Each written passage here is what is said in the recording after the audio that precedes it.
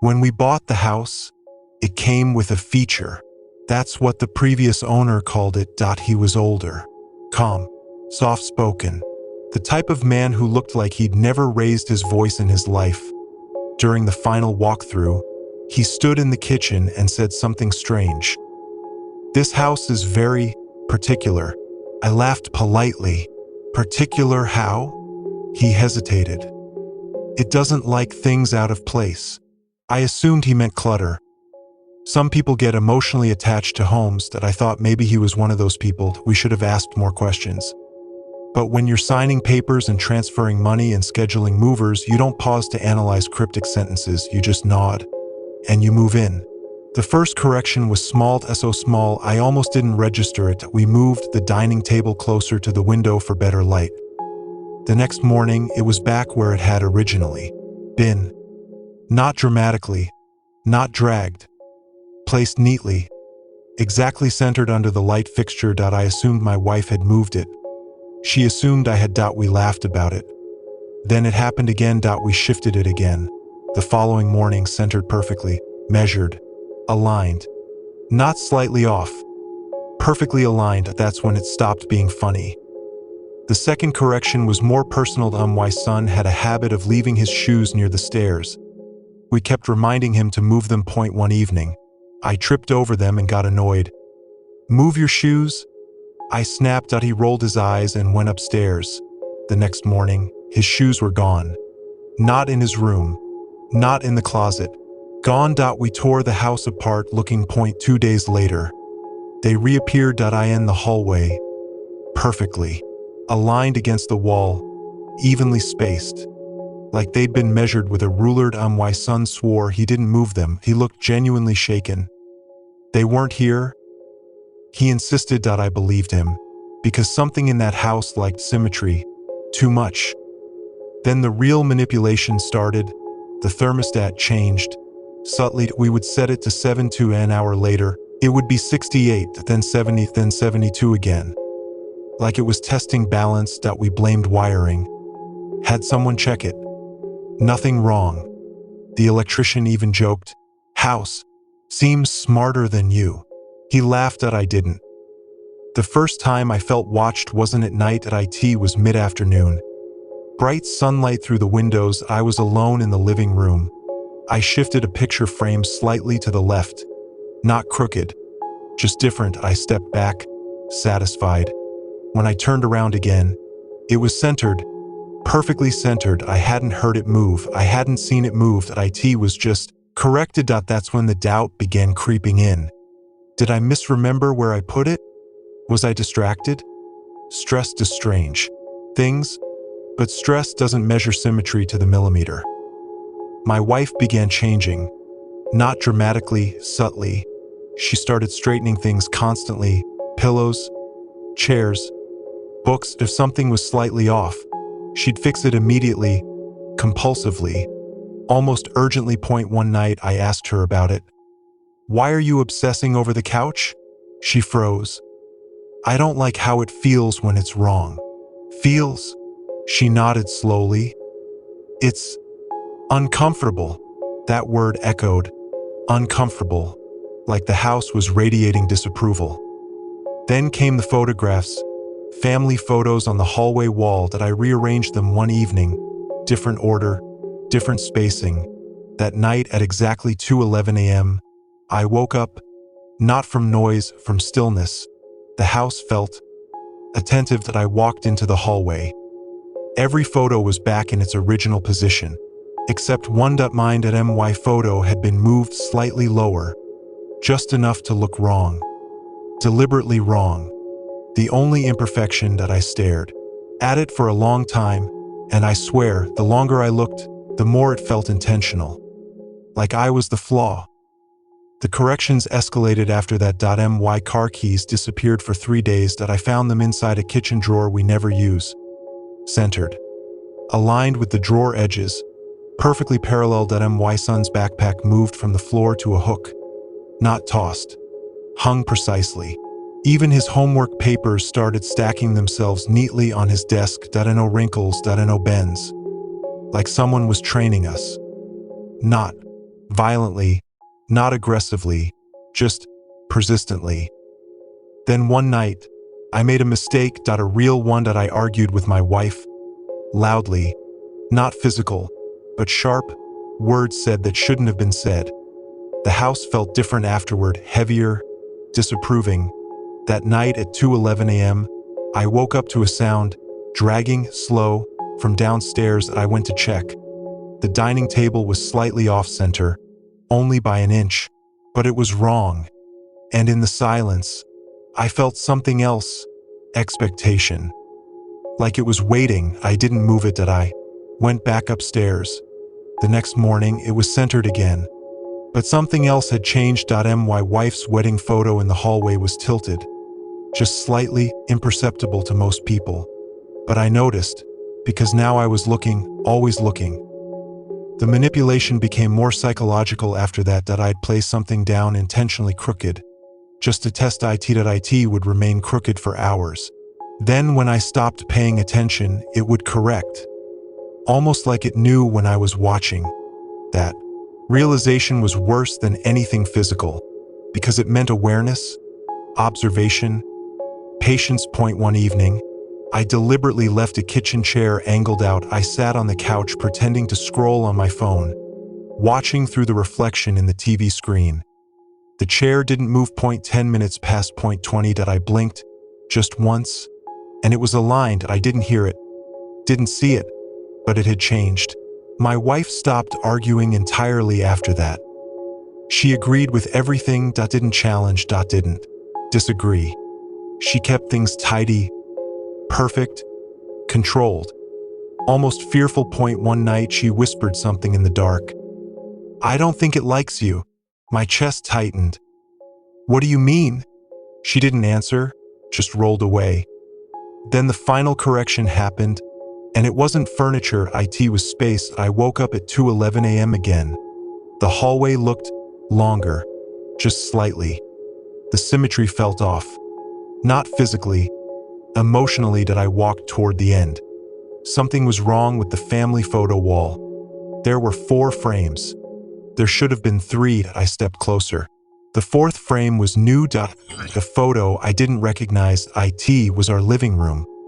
Perfectly aligned, perfectly symmetrical. No clutter, no crooked frames. No shoes near the stairs. No misplaced furniture. But I wasn't in the picture. My wife was. My son was. Sitting on the couch, smiling. The space where I usually sat was empty, centered, balanced, complete. Without me. The bottom of the frame, barely visible. A small date. Tomorrow. I felt something shift inside me. Not fear, understanding. The house wasn't correcting objects. It was correcting imbalance. And I was the imbalance. The flaw in the symmetry. The unpredictable variable. The one who argued, moved things, tested it, challenged it. I stepped backwards slowly. The hallway lights flickered once, just once, and I swear, for half a second. The house felt larger, wider, like it was making room for adjustment. We moved out 2 weeks later. I didn't tell my wife about the photo. I didn't tell her about the feeling, but she seemed relieved, too relieved. The house sold quickly. Of course it did. It's perfect. Last week, I drove by. The new family had moved in.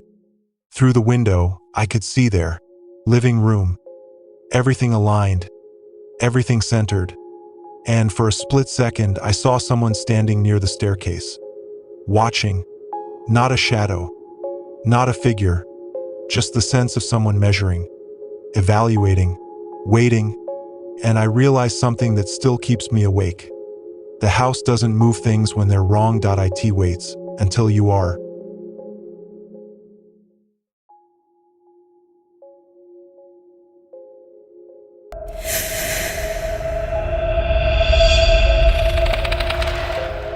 When we moved into the house, nothing felt wrong. That's what makes this harder to explain. There were no noises, no cold spots, no doors appearing, no furniture shifting. Everything was ordinary, perfectly ordinary, which is worse, because when something finally changed, I had nothing to compare it to. The house was small. One story. Open layout. Built in the late 90s. Recently renovated, we were the third owners. The previous couple had lived there 5 years. Before them, a single man that he'd owned it for almost 15 years. His name came up a lot in paperwork. Evan Holt that I remember because the name stuck with me, I don't know why. Maybe because I found a piece of mail addressed to him behind the refrigerator during cleaning. I held it longer than necessary. Just looking at the name. Evan Holt that IT felt familiar. I told myself that was ridiculous. The first thing I noticed wasn't visual. It was routine. Small shifts in my own habits that I started waking up at exactly 3:12 a.m. every night. Not from a sound. Not from a dream. Just awake, wide awake, and calm. Not anxious. Not startled. Just alert. The first few nights I stayed in bed. The fourth night I got up, walked into the kitchen, turned on the light, stood there. I don't know why I didn't get water. Didn't check anything. I just stood there. Like I was waiting. The next morning, I barely remembered doing it. It felt like recalling someone else's memory. Then the photos started bothering me. We had unpacked family pictures and placed them around the house, on the mantle, on shelves, on the hallway table. One afternoon, I walked past the hallway table and something felt wrong. Not moved. Not broken. Wrong. I stepped closer. I in the framed family photo, me, my wife, my daughter at the beach. My smile looked different, wider, less natural. I stared at it for a long time. It hadn't changed. But it didn't look like me. It looked like someone trying to look like me. I shook it off. Lighting plays tricks. Memory plays tricks. But that feeling lingered. Like the image was slightly ahead of me. The psychological manipulation didn't begin with fear. It began with familiarity. And my wife said something strange one evening. "You've been calmer lately." Calmer. You don't snap as much. You don't pace around. I didn't realize I had been doing that before. She smiled. "I like this version of you." That sentence stuck. This version. 3 weeks in, I found something in the hallway closet. An old shoebox tucked behind the shelf. It wasn't ours. Inside were photographs. All of the same man. Evan Holt. Different years, different haircuts, different clothes, but always inside the house. Standing in the living room, in the kitchen, in the hallway. And in every photo, he was positioned exactly where I usually stand. One photo made my chest tighten. He was standing in the kitchen at night. Lights off. Only the refrigerator light glowing. Timestamp in the corner. 3:12 a.m. I felt a strange pull in my chest. Not fear, recognition. That night, I woke again at 3:12. I didn't remember getting out of bed, but I was already in the kitchen, standing in the dark, facing the refrigerator. The handle was cold under my hand. I don't remember walking there. I don't remember opening it. But I remember the light turning on, and in the reflection of the stainless steel door, for a split second, I didn't see my face. I saw his, not clearly, just the outline, different jaw, different expression, calmer, content. I stepped back quickly. The reflection corrected. Just me, sweaty, breathing fast. I went back to bed and didn't tell my wife. The next manipulation was social, subtle. My daughter asked me one afternoon, "Daddy, why do you talk different now? What do you mean? You use big words."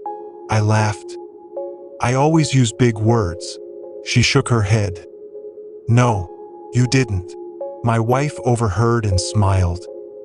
"You have been different." Different. That word again.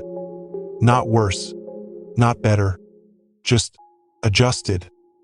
The house never moved objects. It didn't need to. It was moving something else. Me. I started forgetting small things.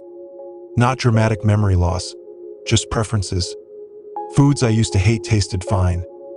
Music I loved sounded irritating. I switched from coffee to tea without remembering why. I stopped locking the door twice before bed. Stopped checking the windows. Stopped pacing. stopped questioning. I became settled, stable, symmetrical, balanced, and that terrified me more than any noise could have. One afternoon, I went back to the shoebox. The photographs had changed, not obviously, but in one of them, Evan's shirt matched one I had bought last week. A gray button-up. Exactly the same. I felt something cold crawl through my spine. I checked the timestamp. The photo was dated 12 years ago. Impossible. I dug deeper. The bottom of the box was a small notebook. Inside were entries, short, dated. Routine-based. Woke at 3:12 again. Kitchen. Calm. Felt more settled today. Wife says I'm better like this. My breathing slowed because I had written similar thoughts. Not in a notebook, but in my head. The final entry read, "Soon I won't remember the old version at all." The page after that was blank. That night, I stayed awake. 3:11. Heart pounding. 3:12. Nothing, no shift, no pull. I felt relief. Then I blinked, and I was in the kitchen, standing in the exact same spot as the photo. The refrigerator humming softly, the house silent, but this time, I didn't feel alone. There was no sound, no figure, just presence, like someone standing directly behind me, close enough to whisper, "You fit better now." The voice wasn't external. It wasn't internal. It was aligned, like my own thought, but not chosen. I turned slowly. In a one. The kitchen looked normal, but I felt different, quieter, smoother, less jagged. The next morning, my wife hugged me tighter than usual.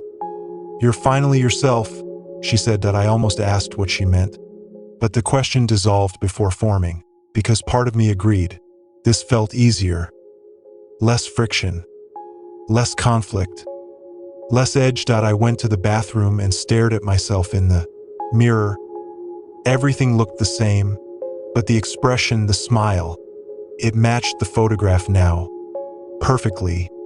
That same calm, satisfied look. I didn't remember practicing it, but it felt natural. A week later, the shoebox was gone. I didn't throw it out. I didn't tell anyone about it. It just wasn't there. In its place was something else. A single framed photo. Of me, standing in the kitchen. At night. Refrigerator light glowing. Timestamp. 3:12 a.m. The date was tomorrow, and I was smiling. Not forced. Not strained. Perfectly aligned. The final manipulation came in silence. No voice, no movement. Just absence. I tried to recall how I used to feel before the house. Restless, irritable, questioning, protective. But those memories felt distant. Like reading about someone else. I realized something then. The house doesn't replace you violently. It replaces you gradually. Until the version that resists no longer exists. Until the version that fits remains. I don't wake up at 3:12 anymore. Because I don't need to. I'm already where I'm supposed to be. In the kitchen. Calm. Centered. Still. And sometimes, when I pass the mirror late at night, I swear the reflection moves half a second before I do. Like it's making sure I stay.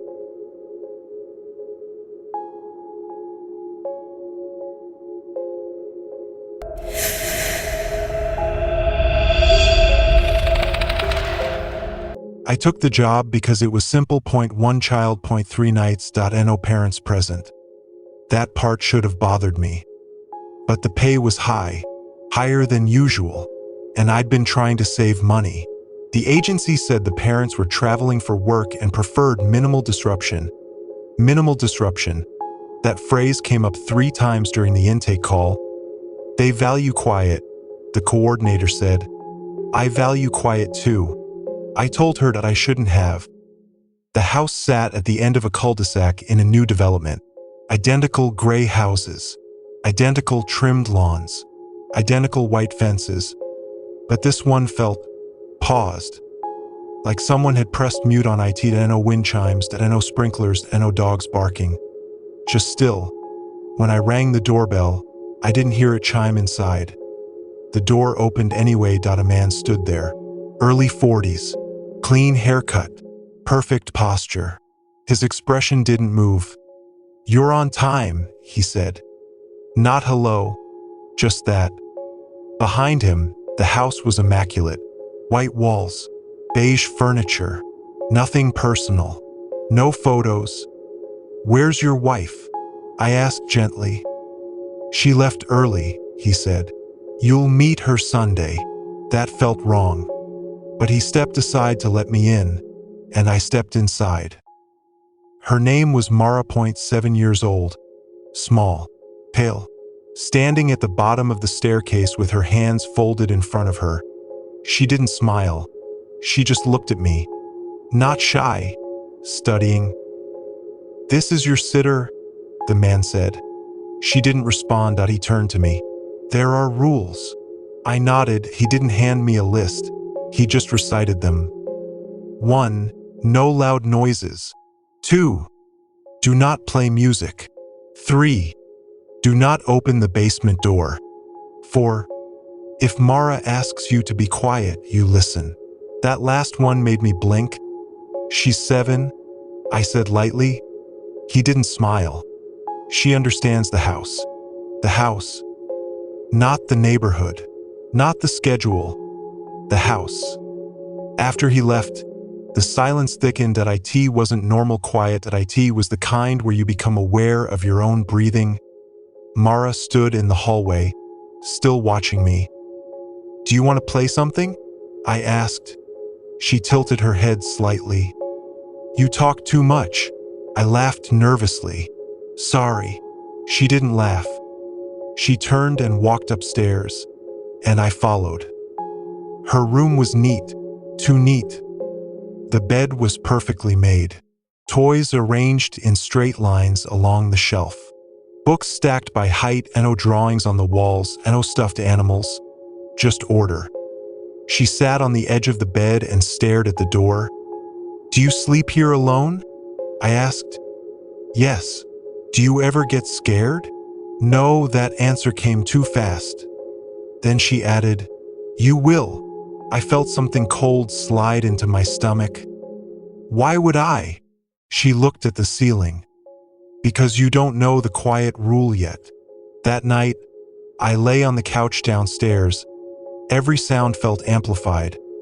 The refrigerator humming, the faint tick of a wall clock, then a soft thud from upstairs. I sat up, another thud, like something dropping. I checked the time. 1:17 a.m. I climbed the stairs slowly. The hallway felt longer than before. Mara's door was closed. The thudding stopped. I knocked gently. "Mara." No answer. I opened the door. She was sitting upright in bed, staring at me. "You broke it," she said. My heart jumped. "Broke what?" "The quiet." I froze. "I didn't make any noise." "You walked." The floorboards hadn't creaked. At least, I didn't think they had. "You woke it up?" She whispered. A slow, controlled whisper. Something shifted in the hallway behind me. Not loud, just pressure. Like the air had moved. I turned quickly. Nothing there. When I looked back, Mara was lying down again. "Go downstairs," she said. I didn't argue. The second night was worse. I tried to follow the rules perfectly. No TV, no music. Barely any speaking. I even patted my steps carefully. Mara spent most of the evening sitting at the dining table. Not drawing. Not playing. Just sitting. Listening. At one point, she held up her hand suddenly. "Stop breathing so loud." I didn't realize I was. My chest tightened. "I'm sorry." She nodded, then smiled. The first smile I'd seen. It didn't reach her eyes. At 2:03 a.m., I woke up to whispering.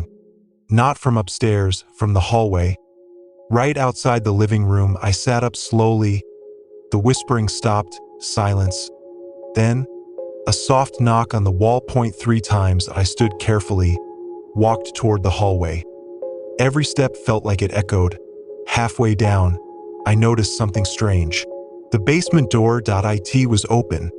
Just slightly, I was sure it had been closed. The rule.do not open the basement door.I. Didn't open it, but it was open now. From the crack, cold air seeped out. Not normal cool air, heavy.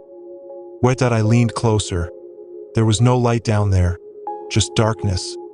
Then, a whisper.my name. I stepped back so fast I hit the opposite wall. The whisper came again. Closer, like it was right at the top of the stairs. Mara? I called. No response. Then I felt it. Not heard. Felt a presence moving up, slow, deliberate. I slammed the basement door shut, and something hit it from the other side. Hard. The entire frame shook. I stumbled backward. The house went completely silent. Not refrigerator hum silent. Not midnight silent. Dead silent. Like sound had been sucked out of the air, and from upstairs, Mara started laughing soft, controlled, satisfied. The third night, I packed my bag before she came downstairs. I didn't care about finishing the job that I just wanted out. Mara stood at the base of the stairs again. "You can't leave early," she said. "I can," I replied. Her eyes darkened. "No one leaves before Sunday." The front door handle rattled. I froze. It wasn't wind. It was deliberate, turning back and forth.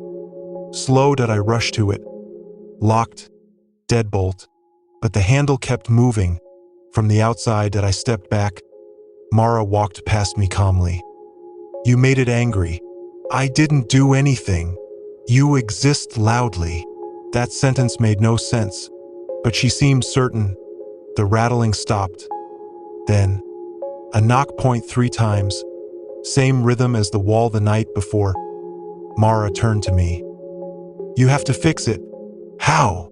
She pointed to the basement door. I refused. For almost an hour, I refused. But the knocking continued. Not on the front door anymore. Inside the walls and the ceiling. Under the floor. 3 knocks.